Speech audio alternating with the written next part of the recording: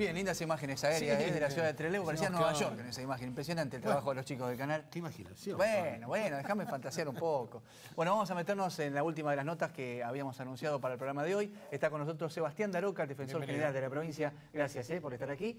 Bueno, con Daroca hay varios temas. Me parece, Ariel, para arrancar con uno en particular que ha generado mucha repercusión y que me parece que hay noticias que Daroca nos puede llegar a contar ahora, recientes del día de hoy, es esta polémica, por ponerlo así, con el gobierno, con el ministro Mazzoni. Él vino acá al programa, nos explicó la idea que tenía de publicar a través de una página del gobierno que es los antecedentes de los que tienen condenas por delitos sexuales. Todo, el rostro, la foto, contar dónde está, o bueno, determinados datos, además por qué había sido condenado. Bueno, la justicia lo frenó, esto hubo un fallo en primera instancia, él en su momento apeló al juez que lo había determinado, otro juez lo volvió a convalidar y ahora creo que la Cámara también tenía el tema Daroca, que además, ¿por qué usted es entendido en el tema? Porque la defensa pública considera que se estarían violando derechos con esto. Efectivamente, en primer lugar, buenas noches, muchas gracias por la invitación. Como bien decías, Pablo, bueno, salió el día de la fecha, nos notificamos de la Cámara de Apelaciones de la ciudad de Trelew, confirmó la sentencia de primera instancia. Un poquito haciendo historia es lo que decías recién. Ante el anuncio del ministro de Gobierno, el doctor Mazzoni, de hacer una publicación de aquellas personas condenadas por delitos relacionados con la integridad sexual, nosotros como defensa pública, que constantemente monitoreamos y visitamos los lugares de detención, tuvimos el reclamo, si se puede decir, o el pedido de un grupo de internos del centro de detención de la ciudad de Trelew, que veían con preocupación este anuncio del ministro, que se tradujo en una resolución ministerial, por medio de la cual se iban a publicar a través de la página web y de una aplicación para celulares de los rostros, las fotografías de las personas condenadas, sus datos particulares, sus domicilios, básicamente relacionado con el miedo con las familias, ¿no es cierto?, de que pueda suceder algo con sus familias en sus domicilios. Ellos están privados de libertad y tienen la familia en su barrio, en su lugar. Ante ese planteo, bueno, nosotros analizamos la cuestión, veíamos que tenía defectos la resolución desde el punto de vista legal y constitucional. Se planteó lo que se llama un mandamiento de prohibición que está contemplado en la Constitución provincial, por medio de la cual, ante una acción rápida, muy parecida a un amparo, por el procedimiento de amparo, se puede solicitar a un juez que prohíba que se lleve adelante alguna acción por parte de un funcionario público que está en discordancia con la ley o con la Constitución. Eso es lo que sucedió. Hubo una primera medida cautelar del juez laboral König de la ciudad de Trelew, por medio de la cual ordenó que no se publique, que no se avance con la resolución. El ministro Mazzoni lo recusó al juez König, pasó la causa al doctor Duret, también juez laboral de la ciudad de Trelew. El doctor Duret fue quien dictó la sentencia de primera instancia, haciendo lugar al planteo de la defensa pública de este grupo de personas privadas de libertad, lo que fue apelado por el ministro de Gobierno, y en el día de la fecha nos notificó la Cámara de Apelaciones de la ciudad de Trelew que confirmó la sentencia de primera instancia, con lo cual hoy en día está con una sentencia de segunda instancia, queda en la instancia superior si decide el ministro apelar. Justamente es el superior el que tiene, me gustaría que explicara eso, es el superior el que tiene potestad, tiene ese registro, ¿no? Exactamente. Pero sin foto, ¿no? La diferencia es que no tienen fotografía. Exacto. El argumento central que planteamos nosotros en la medida, en el mandamiento de prohibición, y que fue el que hizo lugar el juez y ahora la Cámara, es que la ley que crea este registro, el famoso REDIS, le da la autoridad como autoridad de aplicación al Superior Tribunal de Justicia. Es el Superior Tribunal de Justicia quien, llegado el caso, podría decidir si se publica o no se publica. La resolución ministerial avanza sobre esa facultad que la ley le dio al superior, entonces es el principal argumento que toma tanto el juez como la Cámara en que la resolución es ilegal porque va en contra de la ley provincial. Es una diferencia formal, digamos, técnica. Exactamente, es la cuestión. La sentencia tiene aspectos formales y aspectos de fondo. El aspecto formal es diciendo que el Ministerio de Gobierno no es el competente para poder decidir la publicación o no. No significa que esté mal la idea del Ministerio de Gobierno, sino la forma en que lo hizo. Esa es la primera parte. La parte ya de fondo que yo les decía recién, sí, ya dice que es inconstitucional porque atenta contra la Constitución provincial, el propio Código Penal que dice que todos aquellos registros vinculados con estos datos públicos no pueden ser publicados salvo consentimiento de la persona. Los propios tratados internacionales que dicen que la pena no puede transgredir la persona del condenado, con lo cual acá ya habría un traspaso hacia la familia también. Las normas, por ejemplo, la norma expresamente, la norma provincial, que habla de que es un registro reservado, que no se puede, o sea, que solamente los casos que la propia ley permite se podrían publicar, que es a pedido de un juez, a pedido de un juez nacional o cuando una ley provincial lo permita. Daroca, y en los fundamentos, tengo entendido, creo que Duret, que le pregunto si la Cámara se hizo eco de lo de Duret también, es esto de hechos de acontecimientos realmente tristes, públicos, que como que le dan la razón a lo que dice la ley, que es, por ejemplo, el caso de la fracción 14 de Comodoro, un caso nacional, donde la gente hizo justicia por mano propia, donde circuló la versión en redes de que había un presunto abusador, tomaron justicia por mano propia y directamente se asesinó a una persona que además no había tenido nada que ver.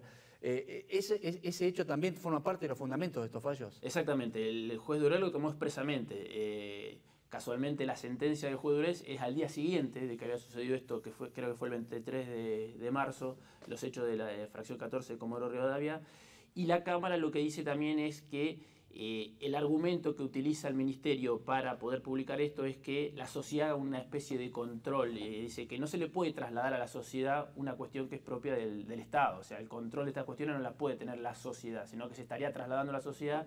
Entonces, uno de los argumentos que incorpora la Cámara también. Pero el juez Duret expresamente tuvo en cuenta los hechos de Comodoro Rivadavia. Yo quiero mencionar solamente a forma de ponerlo en la mesa que, por ejemplo, una fiscal de Madryn, que ha entendido imputaciones de tipo de abuso sexual, se ha manifestado a favor de esta cuestión como para hacer un control social de aquellos alto porcentaje de reincidencia que hay en el tema de abuso sexual o de delitos sexuales, ¿no? De parte de los mismos condenados. Sí, sí. Lo menciono. Sí, fue una opinión. Nosotros consideramos que no es, digamos, de estudios realizados, de antecedentes que tenemos, la gran mayoría de los casos de abuso sexual, por lo menos que en nuestra jurisdicción provincial son investigados, son intrafamiliares, con lo cual el hecho de que públicamente la gente sepa que en tal o cual lugar vive una persona que tuvo un proceso o una condena por abuso no sería tan efectivo como para poder decir esto va a ser una medida de control para que la sociedad pueda estar alerta. No son argumentos, y la Cámara sí lo incorpora esto diciendo de que no hay una base empírica en la resolución, como diciendo, estos estudios nos demuestran que necesitamos este tipo de resoluciones, y no es razonable la resolución y se afectan más derechos de lo que se puede llegar a solucionar con este tipo de actos. Ustedes son conscientes, igual, me parece que si le preguntamos a los vecinos, agarramos 10, 100 vecinos, la inmensa mayoría nos va a decir que le gustaría saber. Que creo que se hace de eco Mazzoni. Yo creo que Mazzoni debía saber que esta ley no iba a pasar, o esta medida, pero se hace eco políticamente de ese reclamo social, de querer saber que si vos en tu barrio o en la casa, 2 casas por medio, tenés una persona que tiene antecedentes. Nosotros trabajamos en radio, vos también, sabemos que la respuesta de la gente fue rápida, sí es una medida, ¿no? La gente estaba de acuerdo. Sí. Por ahí la sociedad reclama esta cuestión. Nosotros siempre lo decimos en la defensa pública que nos toca trabajar con temas que no son muy agradables para la gente. O sea, siempre estamos con las cuestiones de las personas detenidas, los lugares de detención, que la gente por ahí muchas veces cuando, como bien decías, Ariel, en una radio o los mensajes dice que se pudra en la cárcel famoso o que no salga más. Entonces, bueno, hay normas, hay tratados internacionales que adhirió el país, hay una constitución nacional, una constitución provincial que hablan de la necesidad de las cárceles sean para resocializar y no para castigo de las personas. En otro caso también habría que mencionar lo que decías recién, la decisión que toma el gobierno no carece de fundamento o está floja de argumentos, digamos, en todo caso jurídicos para seguir adelante, también hay que mencionarlo. Exactamente, ¿no? son los temas de lo que se tomó tanto el juez como... Tendrían que verlos. Exacto. Antes de meternos, ya que mencionó el tema de los lugares de detención, la otra medida polémica de Mazzoni, yo no escuché que haya habido, no sé si la defensa, por eso le quiero preguntar, ha hecho algún planteo, es respecto a los extranjeros. Es esto de deportarlo, es decir, bueno, entra un extranjero con derecho de admisión en la provincia. Es decir, va a entrar y dice, tiene antecedente, no, chao, se va. Eso dice Mazzoni que se está aplicando. Y yo no sé si usted tiene algún caso puntual, se ha hecho algún planteo al respecto. Sí, digamos, la resolución también fue ese fue un decreto del gobernador. Es una facultad netamente federal, la de expulsión. Toda la cuestión de la ley de migraciones es nacional y es cuestión federal. De hecho, acá todas las relacionadas con esas cuestiones las maneja el juzgado federal y no la justicia provincial. Nosotros ahí, ante el juzgado federal, no tendríamos competencia para poder actuar. Pero, no obstante ello, lo hemos analizado el tema. ese decreto no amplió o no trajo cuestiones nuevas, sino simplemente lo que hizo fue autorizar al ministro de Gobierno a firmar convenios con la Dirección de Migraciones, que es la competente para estas cuestiones. Que de hecho lo hizo, ¿no? Exactamente. Sebastián, también hay una decisión respecto a las pistolas TICE, ¿puede ser? Sí, y respecto a las pistolas, nosotros lo que hicimos fue emitir un dictamen técnico, simplemente ¿Qué alcance tiene? ante el anuncio. No, en los dictámenes nosotros lo que hemos implementado en la Defensoría General es, ante cuestiones novedosas o anuncios, tratar de dar nuestra opinión desde el punto de vista eminentemente técnico, o sea, no meternos en la cuestión política, es una decisión del gobierno llegado el caso de adquirirla. Simplemente nosotros lo que dijimos es cuáles serían los recaudos que se deberían tomar, básicamente relacionado con algún protocolo de actuación, que no se utilicen en lugares de detención porque podría dar lugar a algún apremio, que no se utilicen en manifestaciones públicas porque por ahí ante el tumulto de gente podría causar algún daño mayor a la salud de las personas, pero es una decisión que nosotros... ¿Es un dictamen vinculante o no, es una expresión? Es una expresión nuestra que nosotros, por ejemplo, con el caso que veníamos charlando anteriormente del registro, nosotros ya veníamos advirtiendo de las consecuencias que podría traer publicar estos datos para las familias de los detenidos. Entonces, esto es más que nada una opinión que nosotros hemos elaborado.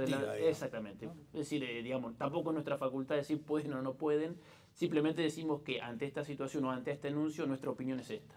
Bueno, quiero meterme en tema de lugares de detención. Exacto. Justo hubo un hecho resonante hace unos días atrás, Unidad 6, es federal, hay convenios igual donde hay alojados internos provinciales.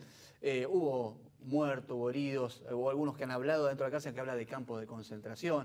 Bueno, quiero preguntarle qué panorama tiene. Ustedes hacen un relevamiento todos los años de todos los lugares de la provincia, calabozos en comisarías, bueno, cárceles.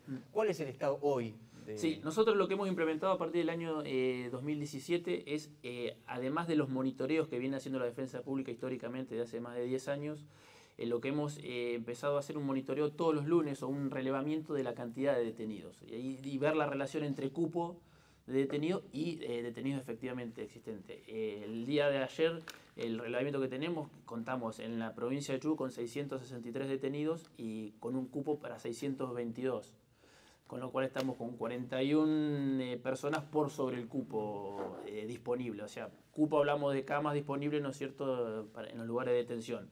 Los 663 estamos hablando de cárceles o todo, calabozos, de comisaría, todo. Exactamente, en todo. Porque no hay hacinamiento, esta idea que... No, digamos, ya estaríamos por sobre el cupo que no podría haber.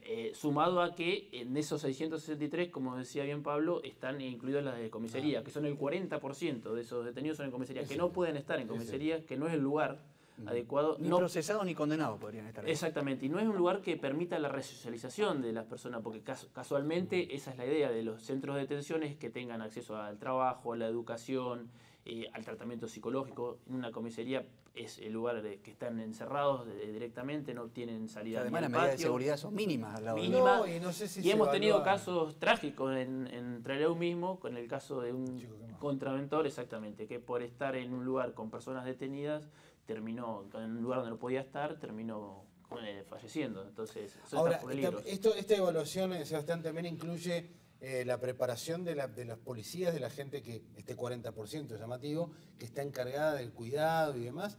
Y eso, yo he escuchado a policías quejarse de esta cuestión. Sí. Nosotros, inclusive muchas veces, por ahí nos toman como que nosotros hacemos alguna habeas corpus o alguna medida y que vamos en contra del Estado, del gobierno. No, al contrario, muchas veces es la propia policía la que estamos en contacto constantemente y algunas medidas favorecen a ellos también. De hecho, como decía, el personal no está preparado para tratar reclusos. O sea, hay un trabajo bastante complejo y bastante específico. O sea, tienen que controlar al detenido cuando tiene visitas familiares, las requisa. Y ese es un personal que no tendría que estar destinado a controlar a estas personas, sino a estar en la calle por las cuestiones de prevención. Y de preparación. Exactamente. Y no hay un servicio penitenciario provincial, sino que hay un sector de la policía provincial que se dedica a la cuestión penitenciaria. Pero bueno, ha habido proyectos legislativos en los cuales se ha tratado de avanzar con un servicio penitenciario que sería necesario, ¿no es cierto? Porque conviven, digamos, el contraventor con el condenado o procesado por un delito gravísimo, con reincidencia, digamos, está conviviendo en el mismo espacio. Y muchas veces no hay lugares en las comisarías para un contraventor. Por ejemplo, una persona que capaz que no es necesario que esté 2 o 3 días privado de su libertad, sino unas horas o un rato, y no hay lugares porque las comisarías están abarrotadas con personas detenidas. Bueno, hay un caso que yo ahora no soy especialista de estos temas, pero al ir a las causas seguir mucho las causas más políticas de corrupción, sí saltaron estas cuestiones, me acuerdo con Daniela Sousa. Y es el alojamiento para mujeres, que ahí terminó con la prisión domiciliaria de Sousa por un planteo de la defensa pública de que no podía estar, estaba asignada a la comisaría primera de Trelew, concretamente. Exactamente. Nosotros, no hay lugares para mujeres detenidas prácticamente. Ahora estamos haciendo un monitoreo, un relevamiento específico con cuestiones de género, que seguramente los próximos días lo vamos a tener terminado. Tenemos 17 mujeres detenidas en la provincia y los lugares donde están es en la comisaría primera de Trelew y en la alcaldía de Comodoro Rivadavia. Pero son lugares adaptados para mujeres que no tienen ni el trato del personal policial ni los lugares. Y la comisaría de Trelew, la primera fue el caso de esta persona que vos nombrabas, Pablo, que el propio juez de Trelew, el juez de ejecución, dijo que el cupo límite era 6 personas. En ese momento creo que había 8 o 9 mujeres detenidas. Fijó un límite hasta 6 personas y las otras 3 personas fueron a arresto domiciliario. Bueno, de hecho me parece que es un recurso que la justicia utiliza ante la cantidad de detenidos, en algún caso que vaya a su casa. Exactamente. ¿No? Como para descomprimir. Para descomprimir las comisarías. ¿La cárcel acá en la Ruta 3 mejoró algo la situación? De que no estaba, me acuerdo que era un reclamo histórico y bueno, es una inversión millonaria que se hizo. Claro, nosotros siempre con el Instituto Provincial número 1 estamos trabajando porque decimos que es el modelo que tendría que, digamos, es una cárcel nueva, con instalaciones nuevas, y tendría que empezar a trabajarse ahí, darle mayor contenido. O sea, no hay prácticamente muy poca educación, muy poco cuestiones de trabajo, talleres.